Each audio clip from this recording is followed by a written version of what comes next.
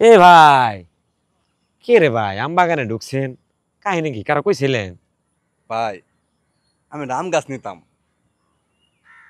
তা আমার ওই বাগানে মেলা জাতির আম গাছ আছে। আয়নাকে দেখাই যেটা পছন্দ ওটা নিয়েন। যে আমটা দেখছেন আপনি যেটা প্রতিবন্ধী আম সেই রকম মিষ্টি বুঝছেন, কাটলে কালা কুকুরে ভিতরে। আহেন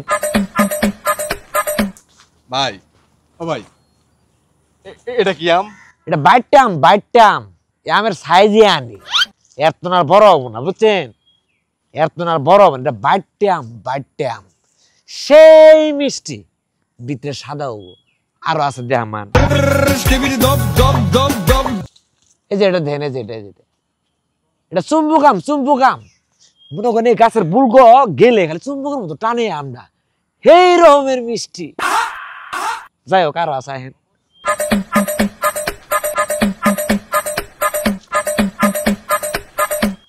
এই যে দেখেন ভাই এটা কি আম? সোনামুখী আম, এটা সোনামুখী আম। এটা ভাই শুকা লাগবো? আরে এটা মিষ্টি রাখবো কোনো সমস্যা নাই। আরো দুইটা প্রজাতির গাছ আছে, এটা আছে যুবতী আম, এটা আছে কুমারী আম। আমার মনে হয় অন্তরে দুইটা দিন এটা পছন্দ আহেন।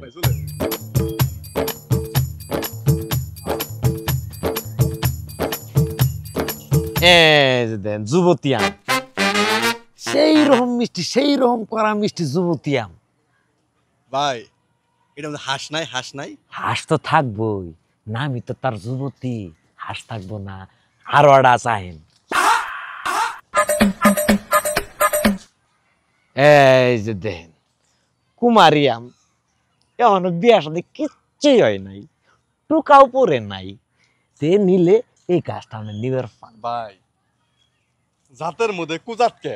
আরে ভাই বুঝেন না কেরে, ওরে হাড্ডি মাংস বড় হয়েছে বাড়ছে তাড়াতাড়ি, এটা আল্লাহ কম দেখে কম বাড়তেছে, বাড়বো ওটা না হালাই নিলে এটা নিবার পান।